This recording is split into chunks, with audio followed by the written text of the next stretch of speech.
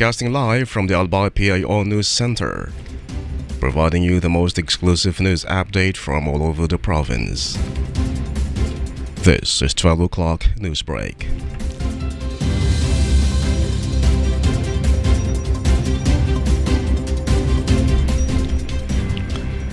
In the local scene, a Philippine Army official said on Tuesday that at least 123 new soldiers who recently finished basic military training are now ready to be deployed in the different line units of the 9th Infantry Division.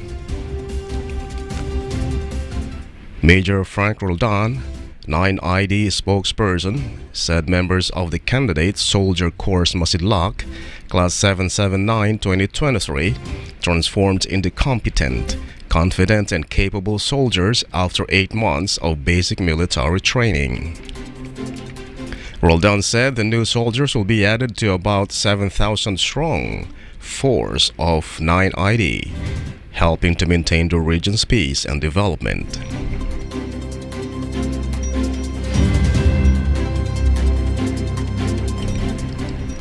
In another story, a total of 127,931 rice farmers in Bicol region, tilling up to 2 hectares of land, received 5,000 pesos in cash assistance under the Rice Farmers Financial Assistance (RFFA) program of the Regional Agriculture Office in 2023.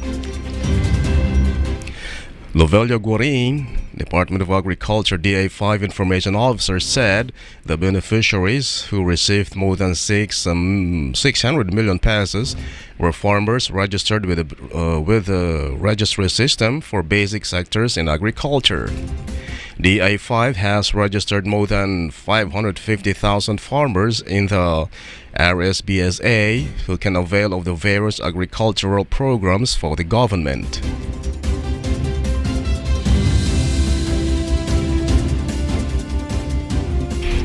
In another news, at the age of 11, Benedict Ogo of Draga learned how to crochet, and his first needlecraft work is a beanie cap and a sling bag.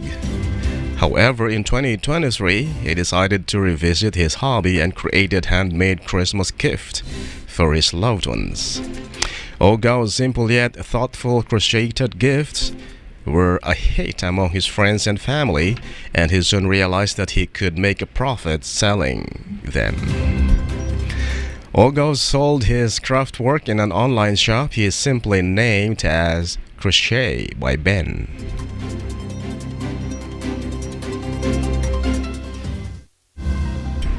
And in the national scene, President Ferdinand Marcos Jr. said on Tuesday that Vice President Sara Duterte may be gauging public opinion when she announced her plan to run for public office in the next elections. This after Duterte bared her political plan while in Davao City on Monday, but did not divulge the particular position she is eyeing. While Marcos said he has yet to discuss the matter with the Vice President. Her term as VP will end in 2028, and the next national local elections will be held in May 2025.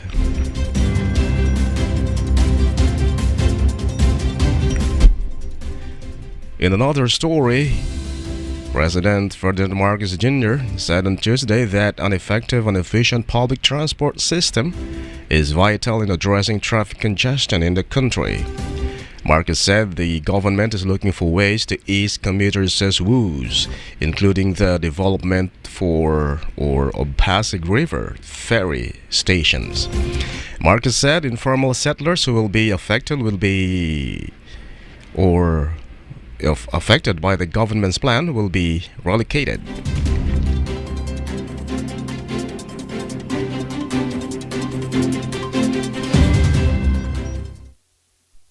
In another news, the House of Representatives on Tuesday approved on third and final reading a measure prohibiting the development, production, stockpiling, and use of chemical weapons. With 197 affirmative votes, 0 negative, and no abstention, the chamber passed House Bill 9571, or the Proposed Chemical Weapons Prohibition Act, which would provide an enabling legislative framework required to fulfill the Philippine government's international commitments and obligations under the Chemical Weapons Convention. Under the bill, developing, producing, acquiring, stockpiling, retaining, or using any chemical weapons shall be prohibited.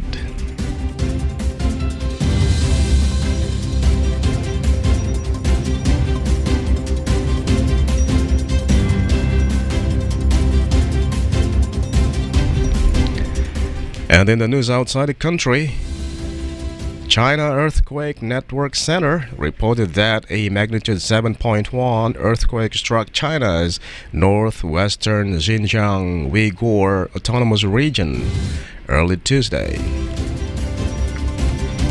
The quake's epicenter was at a depth of 22 kilometers in the mountainous border area of Wuxi County. Tremors were felt across the region and in the neighboring countries of Kyrgyzstan and Kazakhstan. No casualties, however, have been reported.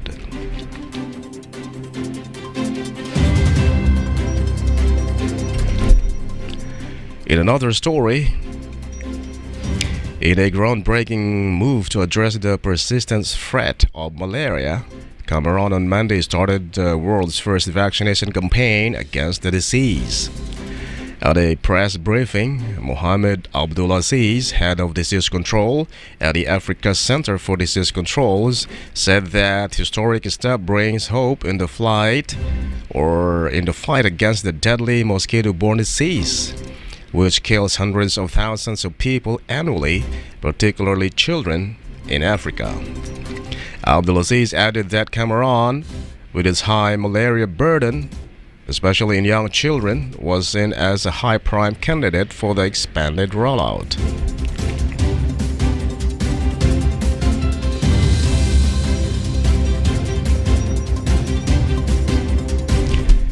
And finally, in the news outside the country, the Bulgarian military research vessel RSV 421 has dropped anchor in the western bay of Half Moon Island in Antarctica.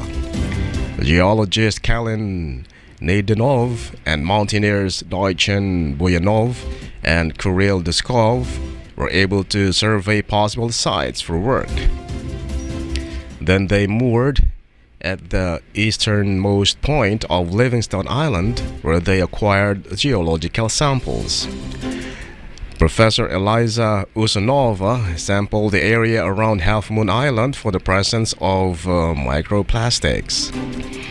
Associate Professor Lyubomir Kenderuv and Associate Professor Raina Ristova, who managed to take samples from the bottom of the bay with a special tube, continued to work on their projects on board the RSV 421.